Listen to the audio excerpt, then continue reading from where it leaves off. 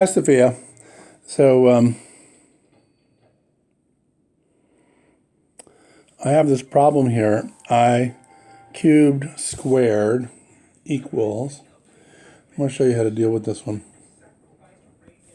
So let me write on the screen here.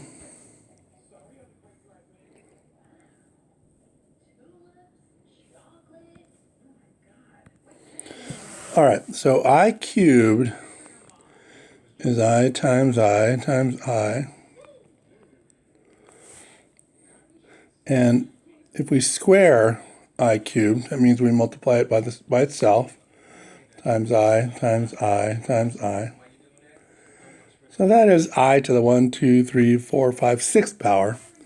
And we can see anyway from, you probably studied combining exponents, the exponent combining rules.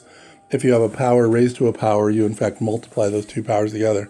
So I cubed squared equals I to the 6th, which means I times I times I times I times I. And to figure out this, let's group them in pairs. And I times I, in fact, is -1. I is the square root of -1 times the square root of -1. And that is just, in fact, -1. So this is -1 times -1 times -1, and that is -1. Okay? Now, there's another part to this I don't know if it's included in your unit, and if you don't need to know it, then I won't teach it all to you, but if you want to know it, I'll be glad to teach it to you, and that is the powers of I and how you deal with it. I to the first, I to the second, I to the third, I to the fourth, and then I to the fifth is exactly the same as I to the first. And they just kind of go round and round like this.